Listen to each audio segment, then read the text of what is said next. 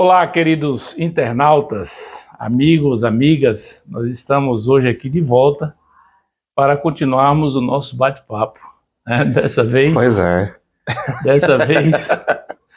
Eduardo é que ficou com a maior parte de explanação dos assuntos, né? Nós, do bate-papo anterior, falamos um pouco a respeito de riqueza, né, Eduardo, no sentido de ter posses, né, o que significa a riqueza.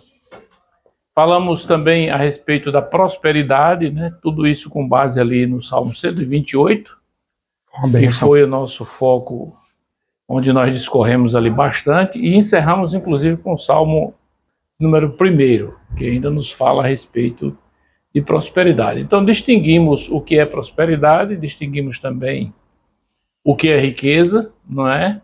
E discorremos um pouco a respeito da teologia da prosperidade. E hoje Eduardo está aqui para continuarmos esse bate-papo, não é? E nós, antes de mais nada, queremos apresentar Eduardo, né? Para vocês que não conhecem, Eduardo é presbítero da Igreja Evangélica Assembleia de Deus, aqui no campo de Alagoinhas, no estado da Bahia. Ele tem formação na área de ciências contábeis, tem formação também na área de teologia, é muito voltado para a questão da missão, né, do evangelismo, da missão em si, de fazer missão. É superintendente de congregações aqui em nosso campo. Além disso, é pai de 3 lindas crianças, 3 lindas filhinhas, né? As princesinhas também. As princesas dele, né? E atua também na área de imobiliárias. Ele também é corretor de imóveis. Então, Eduardo, nós já tratamos essas questões anteriores e eu queria passar agora a bola para você começar a discorrer sobre o assunto de hoje, sobre o tema de hoje. Pois é, né? Depois de uma apresentação dessa a gente fica até encabulado. Mas ainda trazendo aqui um conceito do que seria a teologia da prosperidade, né? Essa teologia que pressupõe que toda falta de fé, né, ela necessariamente provoca miséria, né, provoca doenças, né, e também que toda fé em Jesus, né, está relacionada à busca à riqueza, né, à saúde plena. Essa é a defesa da teologia da prosperidade. Né? Exatamente. É por isso que eu venho trazer com o livro de Jó, né, o contraponto, né, para que a gente possa, de fato, entender que não é bem assim a realidade. Né? Essa realidade, ela essa ideia é uma ideia distorcida, né? Distorcida.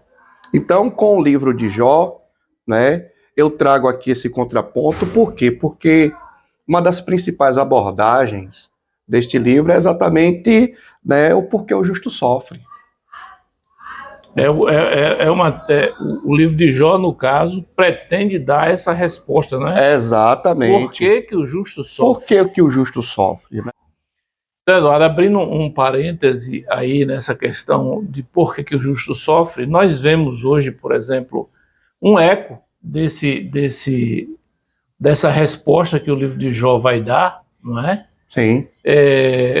Onde a ideia que se tinha do livro de Jó ainda continua hoje no nosso dia a dia. Por exemplo, muitas vezes nós encontramos cristãos, até pessoas de muitos anos que professam a fé cristã e que de repente ocorre um desastre na vida daquela pessoa, um infortúnio na vida daquela pessoa, e aquela pessoa começa a perguntar a Deus por que aquilo aconteceu. Exato. Como que se aquela pessoa ali fosse alguém especial, que com ela não pode acontecer nada de ruim, só pode acontecer coisas boas, né?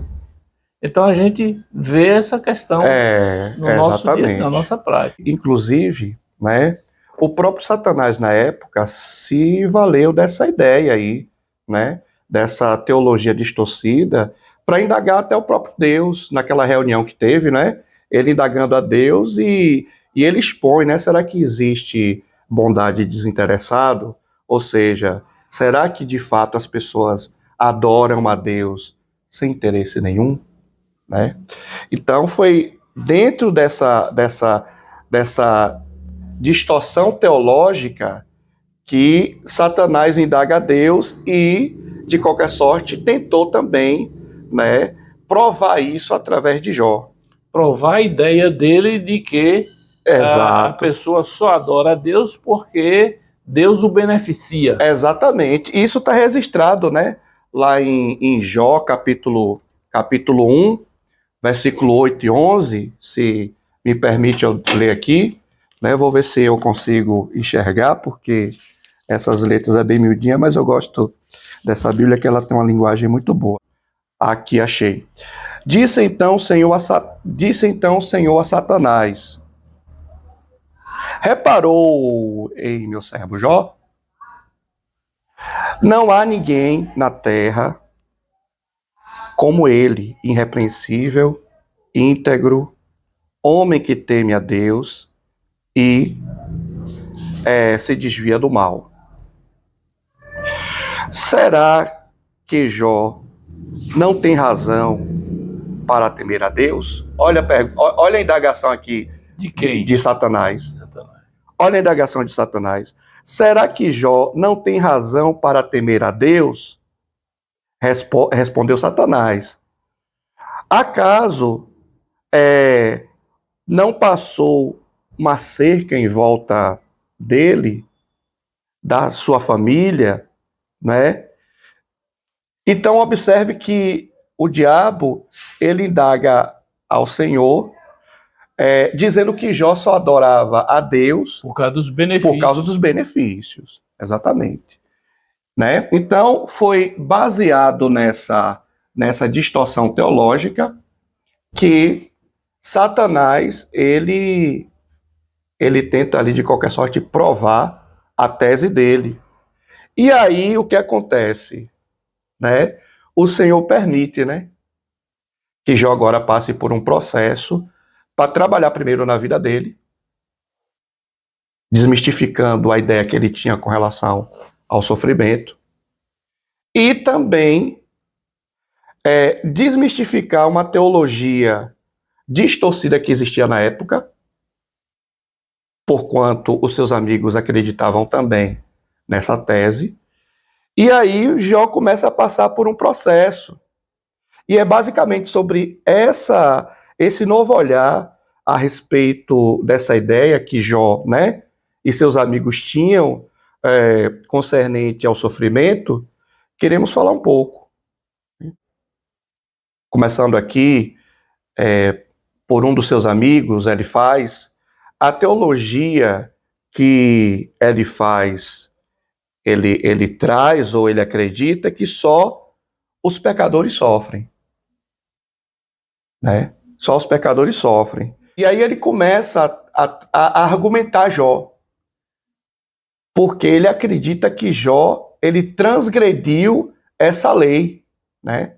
Ele transgrediu essa ortodoxia, né? Essa doutrina. Então, e aí ele, muito ali ainda tímido, né, ele tenta indagar Jó, né? Lá no capítulo 4, do versículo 7 e 8, né, ele fala sobre isso, né? Como o seu argumento, né? Ele diz o seguinte: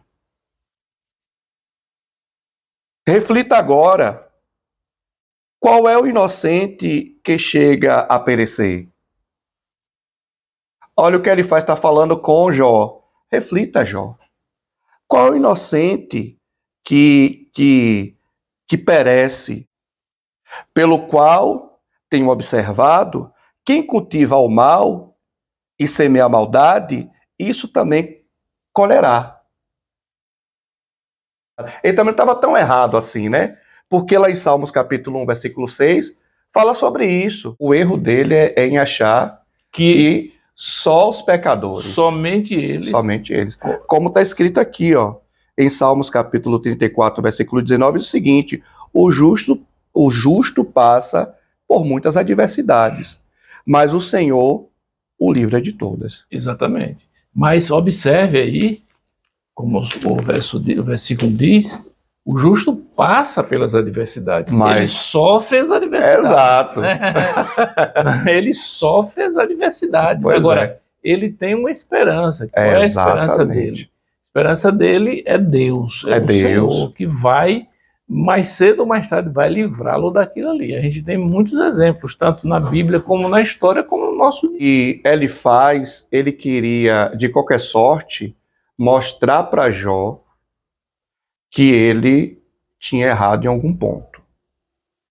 Que ele estava sofrendo tudo aquilo porque, de fato, ele tinha pecado.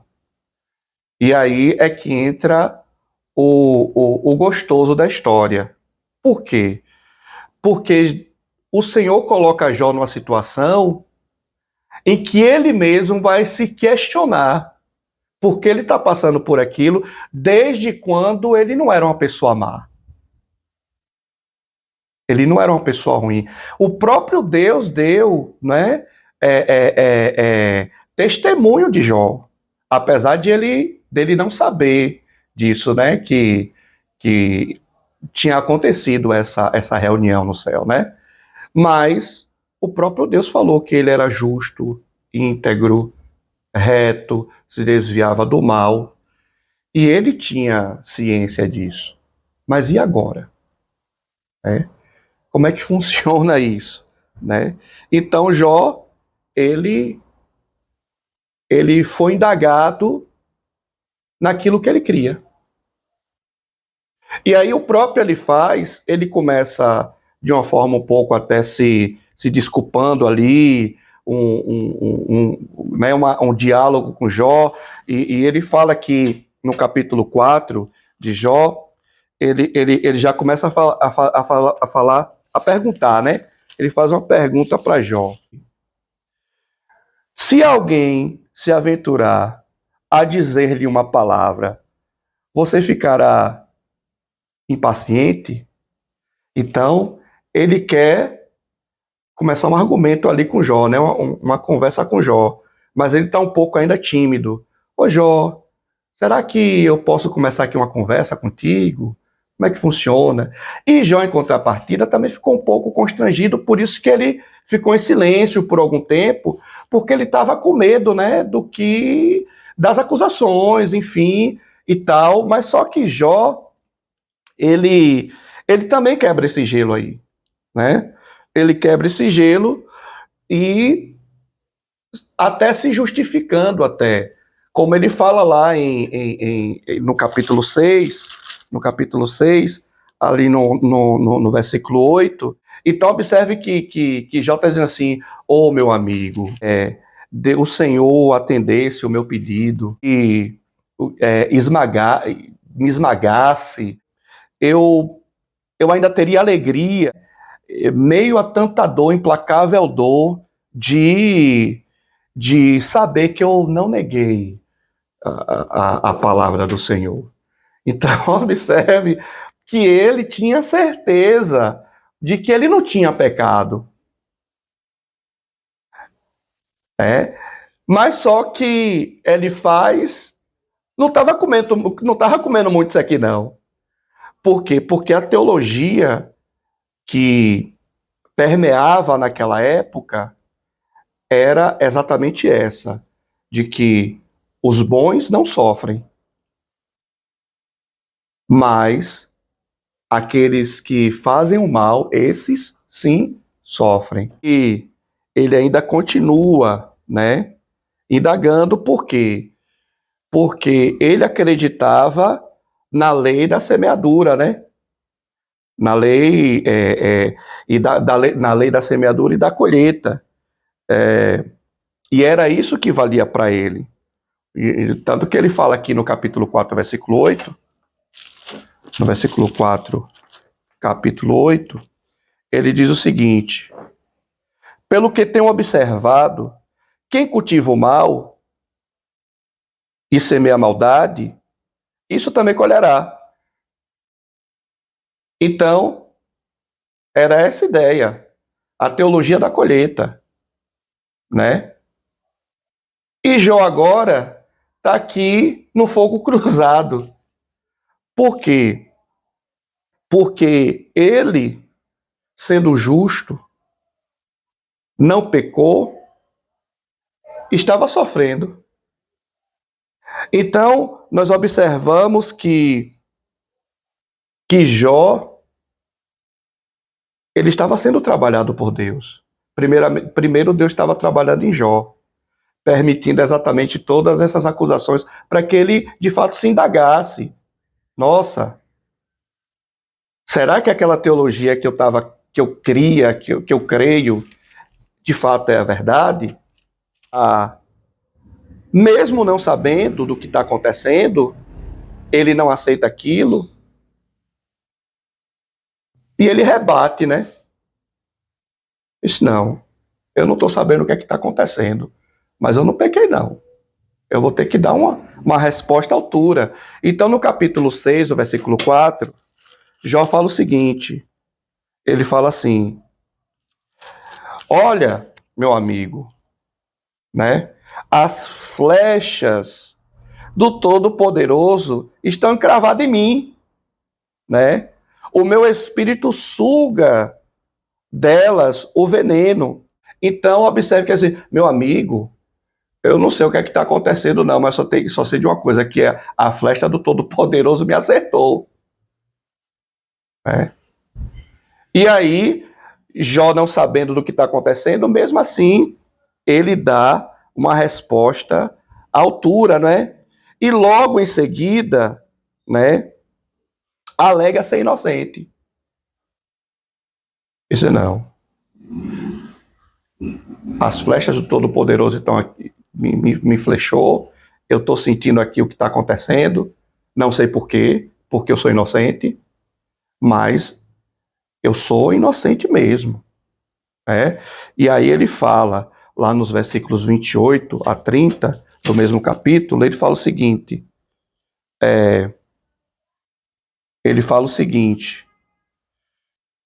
mas agora tenho a bondade de olhar para mim, mas agora, meus amigos, tenha a bondade de olhar para mim. Será que eu mentiria na frente de vocês?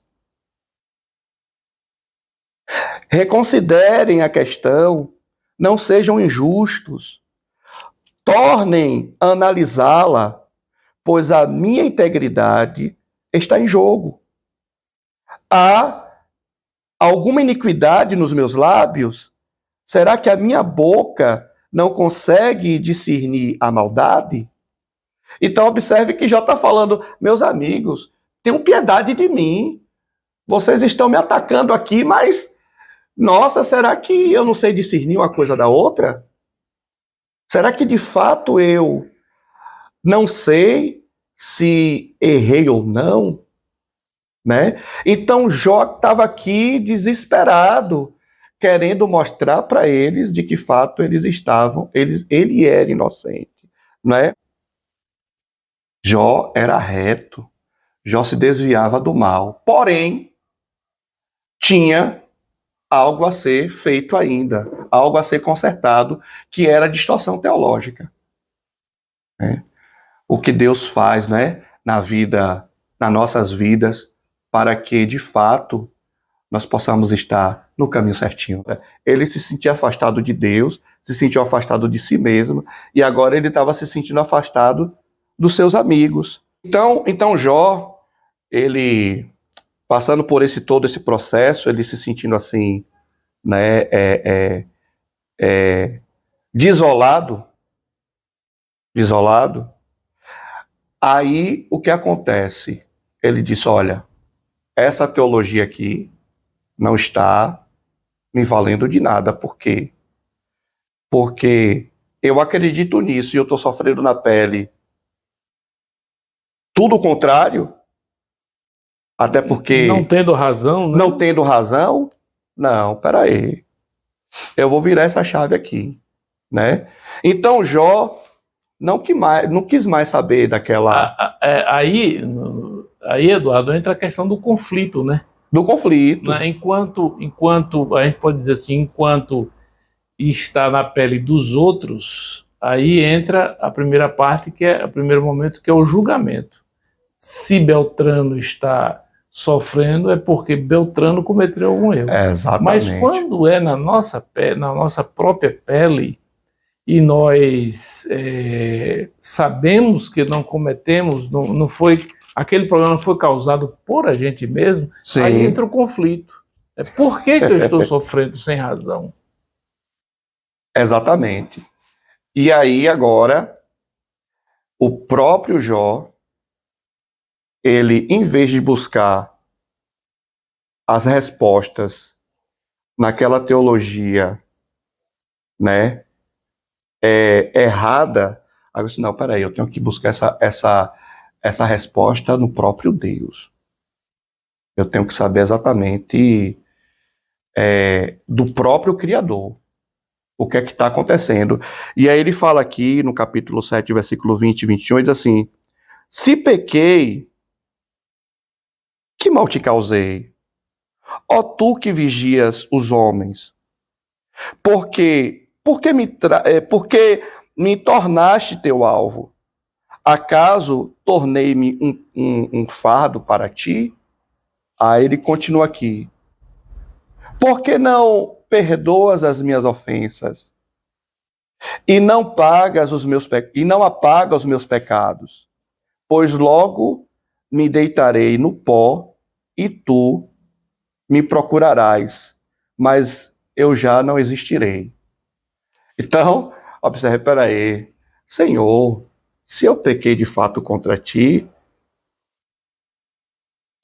me fala aí alguma coisa, né? Antes que eu morra. Antes que eu morra. Porque depois que eu morrer, não tem mais jeito. Não tem mais jeito. O senhor vai me procurar, não vai achar. Né? Então agora ele deixou de buscar as respostas na antiga doutrina para buscar em Deus. E aí foi a grande virada de chave, né, de Jó. Por quê? Porque agora ele vai começar a confrontar e vai entender que, na verdade, não era nada daquilo que eles estavam pregando, que eles estavam, de fato, crendo, que ele né? mesmo defendia. Que ele mesmo defendia e tudo. E aí ele se sente ameaçado, porquanto o dogma antigo religioso, né, que era aceito na época, se Jó tivesse certo, ia cair por terra. Né? Verdade. Ia cair por terra. Capítulo 15, versículo 4.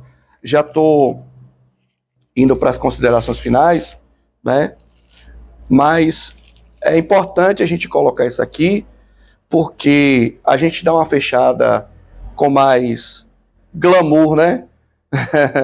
15, versículo 4 diz o seguinte: mas você sufoca a piedade e diminui a devoção a Deus.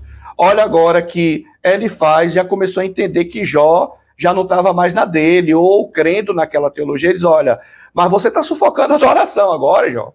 Que negócio é esse? Não, porquanto de fato você errou. Era essa a ideia que eles tinham. É aí a questão do julgamento. Era aí a questão do julgamento. O entendimento dos amigos de Jó. Exato. E a coisa só acontecia se a pessoa errasse. Errasse. E esse entendimento, repito, era também o entendimento de Jó antes de acontecer. Antes de acontecer. Exatamente. Antes de acontecer na própria pele. Quando acontece na própria pele, aí começa o conflito interior. Naquilo que eu creio, né? A forma que eu creio, a teologia que eu creio, ela está sendo colocada em xeque, que é a questão hoje da teologia da prosperidade. Da prosperidade. Eu creio que tem muita gente boa que, de qualquer sorte, estão sendo enganadas, mas estão sofrendo conflitos. Se não estão sofrendo, mais cedo ou mais tarde vai sofrer. Vai sofrer. Quando acontecer, por exemplo, pessoa que tem uma noção que defende a teologia da prosperidade de forma assim dogmática, né? Sim. Né? Como era um o caso dos amigos de Jó. Exatamente. E do Tem próprio uma Jó. empresa, essa empresa entra em um processo de falência. E aí? Entra o conflito. Entra o conflito. Por que que a minha empresa faliu? Por que que eu entrei nessa situação? Se eu faço tudo certinho, né? Dou tudo certinho, pratico tudo certinho, por que que isso aconteceu? Aí entra o conflito. Exatamente. Aí entra o conflito.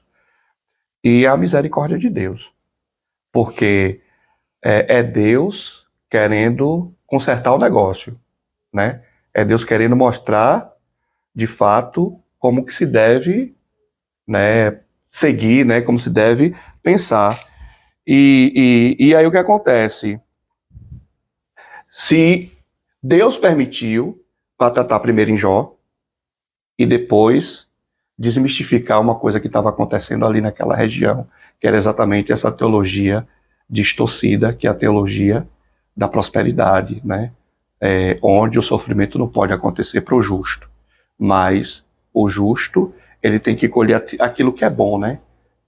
Ô Senhor, eu sou bom, então o Senhor... A questão, é a lei de causa e efeito, né? Efeito, Eu faço isso, acontece aquilo. Exatamente. Não é bem assim. Não é bem assim, não é bem assim.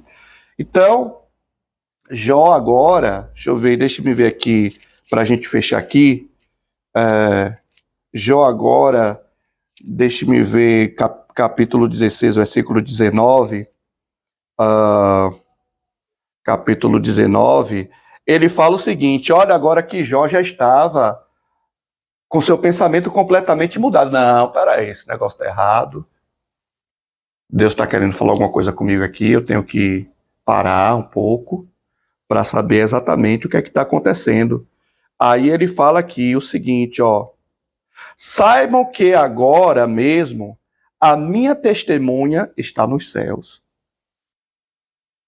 Pronto, agora ele já não estava mais sendo levado por aquela teologia lá, né, distorcida. E ele fala aqui, ó, no capítulo 16, versículo 19, ele diz assim: saibam que agora mesmo a minha testemunha está nos céus, nas alturas está o meu advogado, o meu intercessor é o meu amigo. Observe que agora ele já não estava mais, né, voltado para aquela teologia lá. Ele disse: não, esse negócio está errado aí, Deus já trabalhou no meu coração, eu sei que eu não estou errado porque eu não pequei, tá certo? E o meu amigo é Deus.